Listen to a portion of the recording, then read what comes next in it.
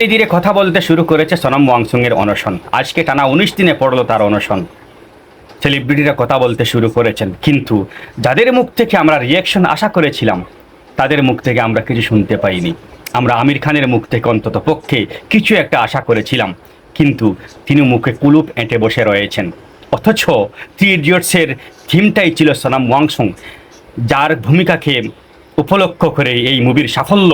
সেই থ্রি ইডিয়টসের মুখ্য ভূমিকায় থাকা আমির খান কিন্তু এখন পর্যন্ত মুখ খুলেননি। এর পরিবর্তে মুখ খুলেছেন মুখ খুলেছেন এই মুভিতে যিনি সোনম ওয়াংচুং এর বিরোধিতা করেছিলেন, আমির খানের বিরোধিতা করেছিলেন, তিনি মুখ খুলেছেন রাম চতুর্লিঙ্গম।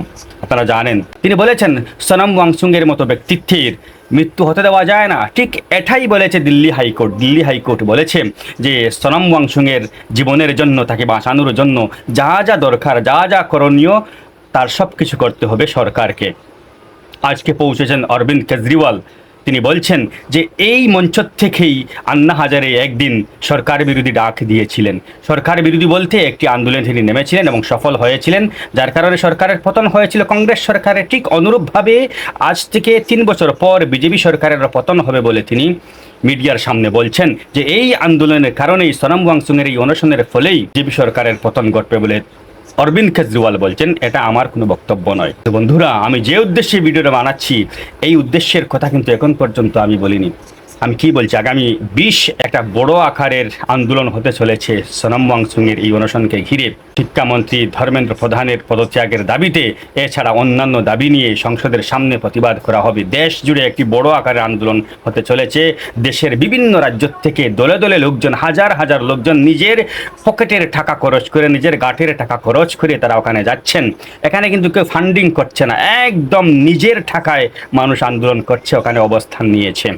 লাদাখ থেকে যাচ্ছে, পাঞ্জাব থেকে যাচ্ছে, বিভিন্ন রাজ্য থেকে যাচ্ছে, উত্তর পূর্বাঞ্চল থেকে যাচ্ছে, আসাম থেকে যাচ্ছে, কিন্তু ত্রিপুরার খবর এখন পর্যন্ত আমি পাইনি।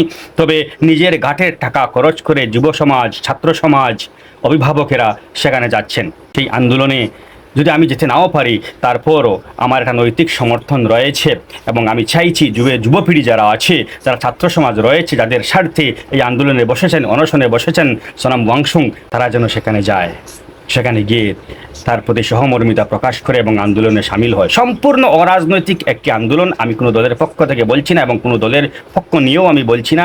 সম্পূর্ণ অরাজনৈতিক, একদম দেশের স্বার্থে, দেশের যুব সমাজের স্বার্থে, ছাত্র সমাজের স্বার্থে ঘটে চলা এই আন্দোলনে সামিল হওয়ার জন্য সকলের প্রতি আমি আহ্বান রাখছি।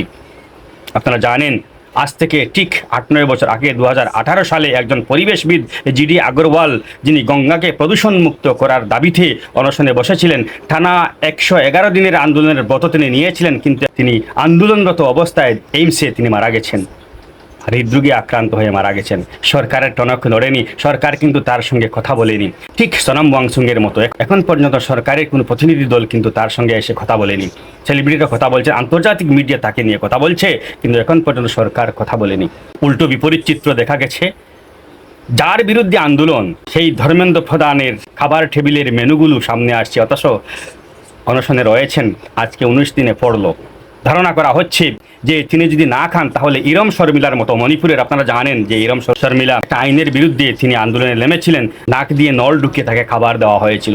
সোনম ওয়াংচুং যদি আন্দোলনে অনড় থাকেন, আর শারীরিক অবস্থার অবনতি ঘটছে, এখন পর্যন্ত 8 থেকে 8.5 কেজি ওজন তার কমে গেছে। যদি পরিস্থিতি আরও খারাপের দিকে যায় তাহলে তাকেও জোরপূর্বকভাবে নাক দিয়ে খাবার দেওয়া যেতে পারে, এরকম একটি চিন্তা ভাবনা চলছে। কিন্তু আগামী 20 জুলাই কি হচ্ছে সেটাই দেখার বিষয়, এবং সেই 20 জুলাই দেশের স্বার্থে আপনাকেও এই আন্দোলনের প্রতি সহমর্মিতা প্রকাশ করতে হবে। হ্যাঁ, আমি জোর দিয়ে বলছি, আমি আমার ছাত্র সমাজকে বলছি, আমার যুব সমাজকে বলছি, ছাত্র সমাজ যাদের জন্য আন্দোলন করছেন তারা যেন এই আন্দোলনে থাকে।